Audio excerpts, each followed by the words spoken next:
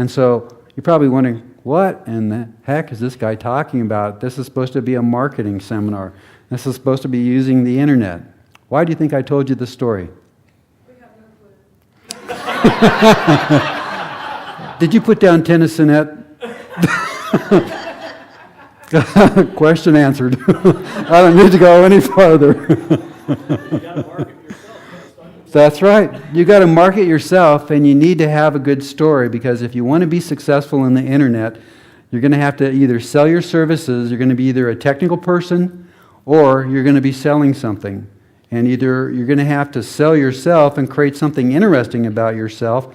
And the model that has worked the best is hometown boy or girl makes good, us versus them, so everybody can relate to your struggle, and then reluctant hero. You've learned something of great value. Now you're bringing it back to society.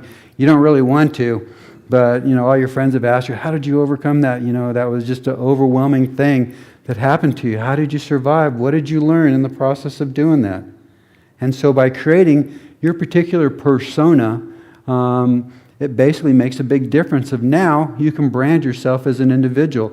You have something interesting to say, because you got to come up with something that's interesting. The worst thing in the world, and I'm sure you've seen this on a lot of the websites, is the copy is boring. It's just like, what the heck am I reading this for? People want to be entertained. Why do you think video and audio is so important nowadays?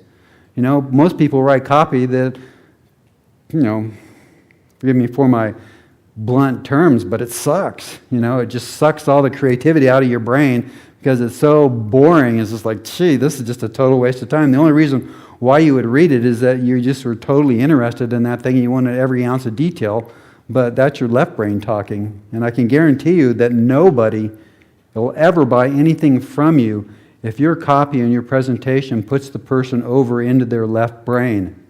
One of the doctors that I work with, that's one of my heroes, and I've amassed a cadre of the best in the world for my Heroes program to teach people how to be healthy, how to be smart, and how to market stuff on the internet. He did a research study at Stanford at the cost of millions of dollars.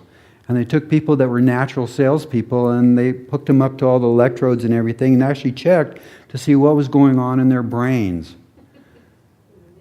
And it was interesting, and they would follow these salespeople that basically broke all records in sales to see how their brain actually worked. And what they did is that they would put people into an amygdala state. Does anybody know what the amygdala is?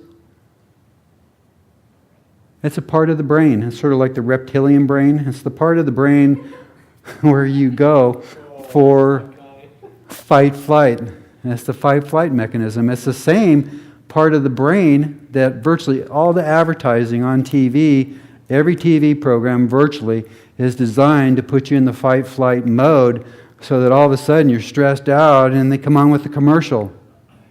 Buy my toothpaste. It's going to make your teeth white. Don't be a loser and have coffee stains and all the girls or guys won't like you because you've got coffee stains. Or, you need this particular type of deodorant. This is going to solve your problems. And so what they do is they shift you over to the left side and then they offer you something that's the solution to your problem. And so what the researchers found is that they found that in the process of marketing, you have to discover what the problem somebody has, and then you have to stir that problem. You have to make it so intense like they do on TV, where you're just almost jumping out of your chair because, they've taken that problem, they've escalated it to such a degree. I got to have a solution. I'm going to run to the refrigerator and eat some ice cream, or I'm going to have a drink.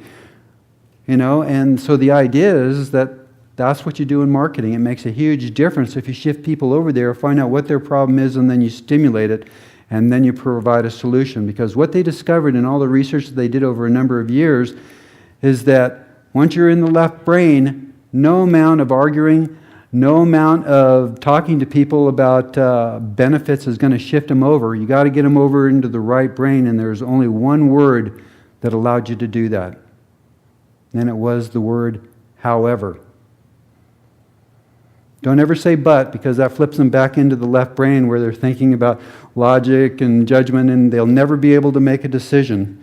And so you have to shift them over. And so if you use in your copy the word however, you will be able to say, however, I understand that you feel concerned. I understand that you feel uncertain. I understand that you feel anger over something that's happened to you in the past, and I know that my product will help you. And those are the exact terms that you use. And in the process of once you get them over onto that side, 95% of the time, the reason why people won't buy is because it's a credibility issue. No amount of telling them benefits, no amount of telling them features is going to help you at that point, because that's back in the left brain. You got to get them into the right brain. And so in that situation, that's where you use higher authorities. In Frank Kern's Mass Marketing, he says, if you don't have magical powers yourself, then you take people that have magical powers and you bring their magical powers and say, this is what Ray Perry said about homeschooling. This is what Denise said about computers. You know, people that they know, this is what. And just as a little thing about shamelessly promoting yourself, I just got back from the Dan Kennedy, Bill Glazer, and it was a massive marketing seminar for the best of the best. People paid like $2 or $3 grand to go to it. And here it is, 1,300 people, and guess who was the only person that was there dressed in a costume shamelessly promoting themselves? And to prove that, I've got a picture of me hugging Gene Simmons, the former member of KISS, and hugging George Ross, who is the second guy on Trump, where they do the different things. The Apprentice, yes. And so I showed up there as Captain Biorhythm. I was the only one in my costume, but everybody else was in their own unique costumes. Mine was just a little more flamboyant than most. But I saw that there was a need for a hero in the situation when they were taking the photos. Had like close to 1,000 people that wanted to get their photos taken with George and with Gene at separate times in an hour. Now, how many people do you have to get through in an hour per second to get 1,000 people in? Okay, so I stepped in because they're just standing there. Nobody knew how to move a crowd along.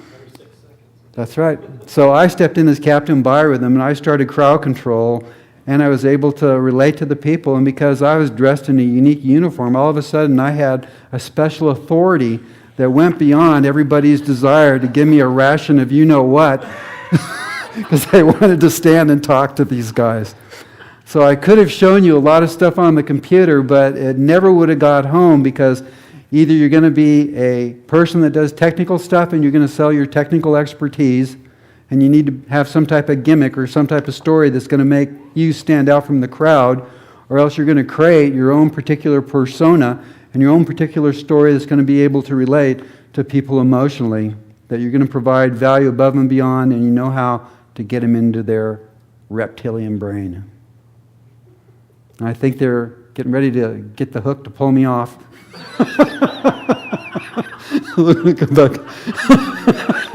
Yeah, they only pull you from the left side with the hook. Got a bunch of left brainers over there. This jerk, what's he talking about? Creativity and emotions. What is wrong with that guy? He must be mentally ill. We'll have to get him on some drugs or something.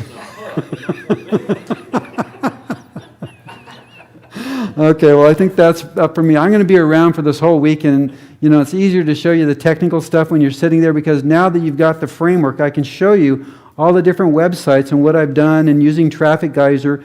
And this is a whole program. I've searched for heroes since 1992 when I was writer and photographer for a newspaper in Coronado to create a heroes program to help kids find the hero within their own minds, and the parents be heroes to their kids, and all of them go on their hero's journey together.